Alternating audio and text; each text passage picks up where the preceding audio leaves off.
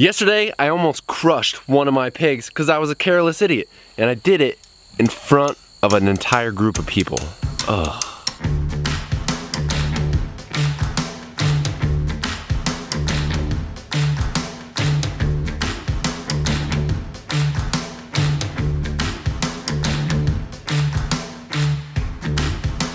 Alright, so let me paint the picture for you. We have a bunch of apple trees on the homestead, doing great. We got a lot of apples out of the trees, but a lot fell onto the ground. We didn't have time to get there early enough to get all of the trees, or all the apples, so some fell on the ground. We're like, this is great, this is pig food. You know, we can reuse those apples, feed them to the pigs. Pigs are happy, we're happy, we get used to the apples. Nothing goes to waste here.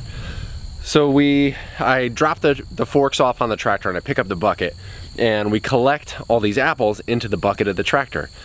What I didn't do was put the little levers down on the back of the bucket to make sure that the bucket doesn't fall off the tractor.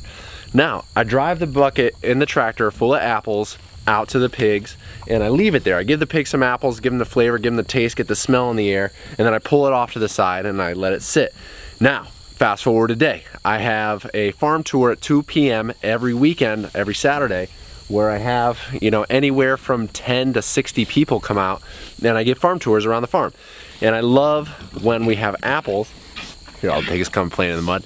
I love when we have apples because it's a cool thing on the farm tour to be like, hey, everybody want to come out and feed the pigs 200 pounds of apples? And we're like, oh, this is a great idea, let's go.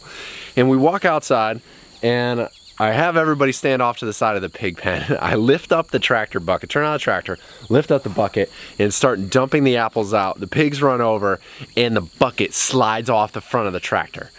And I'm like, you have got to be kidding me. And luckily the pigs were far enough away.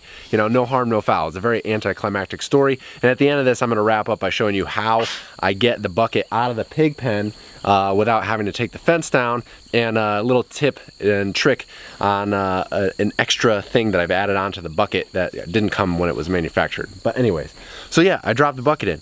Point of the story is, this stuff happens. I was rushing around, trying to get things done, trying to get this set up. This was 2 days in the making, and then I had a group of, I probably had 30 or 40 people here yesterday, and everybody's excited, all the phones out taking video, and there goes Farmer John, big idiot Farmer John, drops the big metal bucket, this thing right here, in with the pigs. So now, for the rest of this video, I'm going to go pick that bucket up, get it out of here, and get my tractor back on the homestead.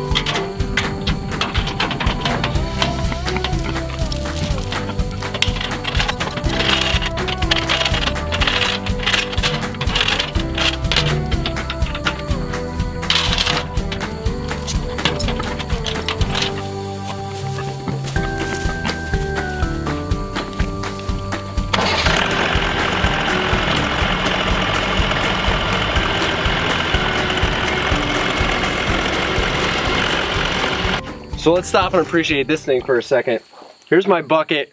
I'm under the hydraulics. This is kind of a stupid place to be right now. On the edge of my bucket, I have a hook here, I have a hook in the middle, and I have a hook on the other side. And those hooks don't come with the bucket. We actually welded them on after the fact. My friend John and my friend Matt, John needed something that I had, I think it was a truck, or needed to use a piece of equipment. John has a welder, and that welder was stronger than my welder, and Matt is a really talented mechanic and welder. So between the three of us, we got this barter triangle going on where Matt helped John by bringing something that he needed over there with the truck and the thing, and then while the truck was there, they brought my bucket over and welded these 3 hooks on. I use these all the time for everything. When I actually have the bucket attached to the tractor, I can easily hook a chain up to this. If I drop the bucket in with the pigs because I'm stupid, I can pick it up. And it's one of those simple things that I wish every manufacturer put on with the bucket originally, but because they don't, I bought the hook separately and had them welded on. But the point here, I didn't weld them. I didn't have the welder that's strong enough. I got a little welder and I can do a little bit of welding and I'm all right with the welder. Welder. And, but I had Matt weld it on for me, help John out, help me out, help Matt out. I give him a case of beer or something. And everybody wins in that situation. But that's a cool little fancy trick if you're like stuck once in a while, you know, having hooks on your bucket. You know, John Deere, Kubota, Mahindra, if you guys are watching this, which you're probably not, this would be good. You should do this from now on. Put this on your buckets. That's great. Now to wrap up the video, see ya!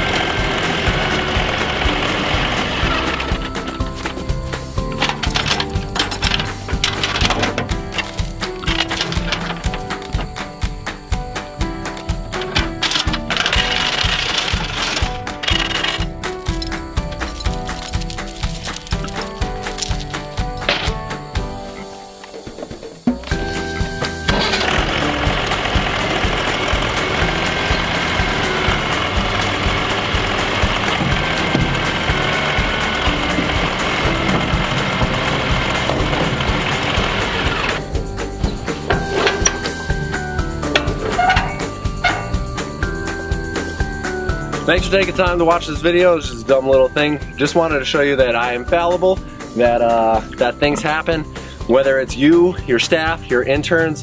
Things break, stupid things happen, nothing got hurt. In this instance, nothing broke, which is great. But you make mistakes, you smile, you laugh, and you keep going. Thanks for taking time to watch the video, subscribe to the channel, and until next time, I will see you out in the field.